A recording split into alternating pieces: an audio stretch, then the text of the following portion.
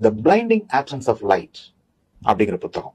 Tahir pen ஜெலோன் என்ற Morocco எழுத்தாளர் எழுதின புத்தகம். இந்த புத்தகத்தை படிப்பதற்கு முன் நான் ஒரு நாத்திகனாக இருந்தேன், கடவுள் நம்பிக்கை அற்றவனாக இருந்தேன். இந்த புத்தகம் படித்த பிறகு நான் ஒரு நம்பிக்கையாளனாக மாறினேன்.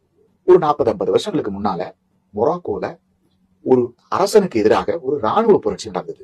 அந்த ராணுவ புரட்சியில் ஈடுபட்ட ஒரு 20 பேரை அந்த மன்னன் ஹசன் நிலத்துக்கு அடியில ஜெயில போட்டான். அது என்ன ஜெயில்னா 6 அடி நீளமும் 3 அடி அகலமும் கொண்ட ஒரு சவப்பெட்டி மாதிரியான ஒரு அறை.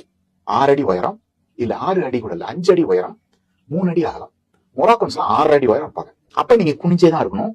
ஏன் இந்த பிளைண்டிங் ஆப்சன்ஸ் ஆஃப் லைட் அப்படின்னு சொல்றாங்கன்னா, நாவல் தலைப்பு முழுக்க முழுக்க இருட்டாவே இருக்கும். அப்படியே அந்த இருட்டை வந்து அள்ளலாம், அப்படியே பூசிக்கலாம். அப்படி இருக்கும் இருட்டு, லைட்டே கிடையாது.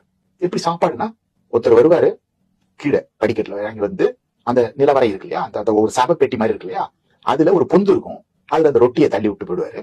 எங்க மலஜலம் கழிப்பாங்கன்னா, அந்த பொட்டிக்குள்ளேயே ஒரு ஓரத்துல இருட்டுல தேடணும், கையை வச்சு தேடி ஒரு பொந்து மாதிரி இருக்கும். அங்கதான் மலஜலம் போகணும். அங்க உள்ள தேன் கடிச்சே அந்த 20 பேர்ல 7-8 பேர் செத்து போயிடறான். 2-3 பேர் பைத்தியம் செத்து போயிடறான். 7-8 வருஷத்துக்கு 4 பேர் உயிரோட இருந்தாங்க. அது பெரிய நடந்த கதை. ஆனா இது வந்து நாவலா எழுதப்பட்டிருக்கு, நடந்த கதையை பேஸ் பண்ணி. இந்த 4 பேரும் எப்படி உயிரோட இருந்தாங்கிறது ஒரு மனித வரலாற்றிலேயே நம்ப முடியாத விஷயமாக பத்திரிகையாளர்களும் விஞ்ஞானிகளும் கருதி அந்த 4 பேரையும் இந்த தாஹிர் பென் ஜெலோன் 4 பேர்ல ஒருத்தரை பேட்டி காண்றாரு. அப்ப அந்த ஜெயில இருந்த உயிர் படைத்த 4 பேரில் ஒருவர் என்ன சொல்றாருன்னா, நிறைய பேர் பைத்தியம் பிடிச்சிட்டுக்கிட்டான், தேல் கடிச்சிட்டுக்கிட்டான்.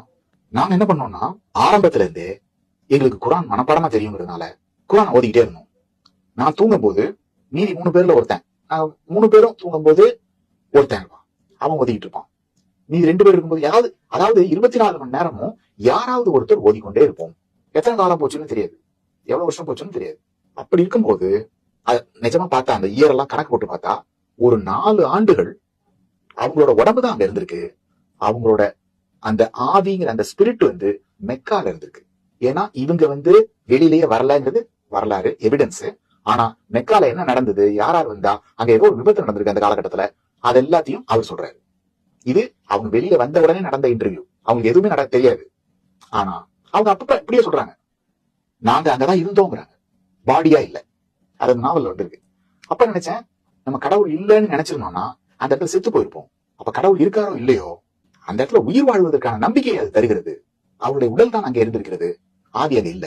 இது வந்து இந்த புத்தகத்தோட மிகப்பெரிய ஒரு விஷயம்.